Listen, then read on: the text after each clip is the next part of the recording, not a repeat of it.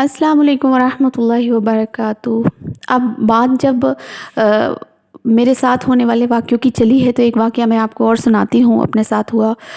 کہ ایک وقت ایسا تھا کہ بہت ہی زیادہ عروس پر جو تھا جلسہ ہو رہا تھا، اجتماع پاک ہو رہا تھا، اور ہوتے ہی اکثر بہت ہی کم، جب ہم انڈیا میں تھے بہت ہی کم کوئی دن ایسا ہوتا تھا جس میں ہم نہیں جاتے تھے، ورنہ اکثر ہی دن ہمارے بس برقعے رہتے ہی تھے ہمارے تنوں پہ، اور ہم بس نکل پڑتے تھے کہ یہاں ہے وہاں ہے وہاں ہے وہاں ہے، زندگی وقف تھی راہ خدا میں۔ تو ہم ایک بار مجلس کر رہے تھے، مطلب اجتماع پاک ہو رہا تھا اور اجتماع پاک کا اختتام تھا، صلاۃ و سلام پڑھا جا رہا تھا۔ صلاۃ و سلام پڑھتے پڑھتے میرا یہ معمول ہے کہ میں جب صلاۃ و سلام پڑھتی ہوں، میرا ہی نہیں، ظاہر سی بات ہے ہر کسی کا یہ معمول ہوگا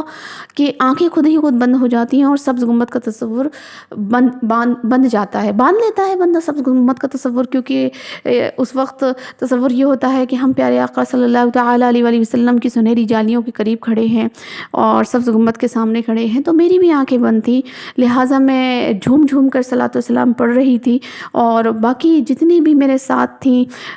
میری طلبہ اور میری جتنی بھی شاگردائیں تھیں وہ سب میرے ساتھ تھیں، اور ہم جھوم جھوم کر وہاں پڑھ رہے تھے۔ تو جس صلاۃ و سلام پڑھنے کے دوران جب آخری اشعار پڑھا جا رہا تھا، مجھے یاد ہے آج بھی، اب بھی مجھے یاد آ رہا ہے، تو محسوس ہو رہا ہے مجھ کو وہ منظر، وہ لمحے مجھے محسوس ہو رہے ہیں کہ جب آخری اشعار پڑھا جا رہا تھا، اس قدر خوشبو سے مہک رہا تھا گھر کہ تمام گھر میں خوشبو ہی خوشبو مہک رہی تھی۔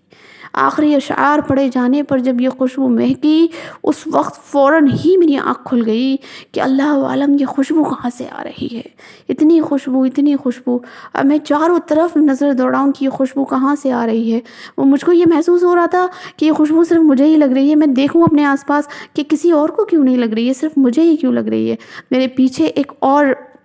میری شاگردہ کھڑی تھی، تو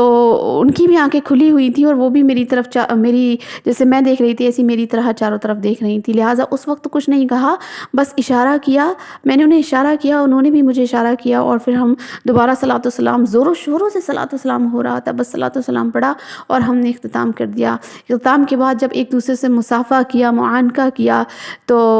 وہ جو میری شاگردہ تھی میرے پاس آئیں اور انہوں نے مجھ سے مصافحہ کیا، تو میں نے ان سے کہا کہ آپ صلاۃ و سلام کے دوران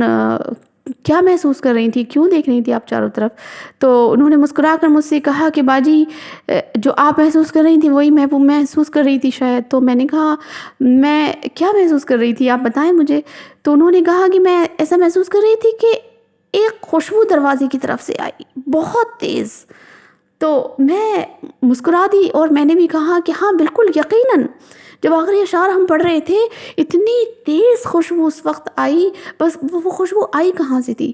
تو جن کا گھر تھا، جنہوں نے اجتماع پاک جلسہ کروایا تھا، کافی بڑا تھا ان کا گھر، انہوں نے مجھ کو بتایا کہ وہ خوشبو دروازے سے آئی تھی، کیونکہ وہ دروازے پر کھڑی تھی،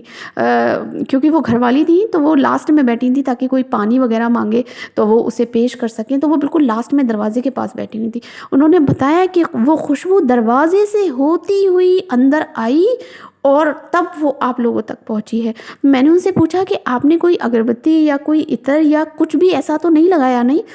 تو بولی نہیں بالکل نہیں، آج تو میں نے کچھ بھی مجلس میں نہیں لگایا ہے، نہ کچھ چھڑکا ہے نہ کچھ لگایا ہے، کچھ بھی ایسا نہیں ہے، یہ بس اگر ہوتا تو آپ کو شروع سے ہی محسوس ہوتی، لیکن صلاۃ و سلام کے دوران ہی کیوں محسوس ہوئی؟ بس یہ بات کو ہم نے یہیں دبایا اور بس ہم تینوں تک ہی یہ بات تھی، اب آپ لوگوں تک میں یہ بات پہنچا رہی ہوں،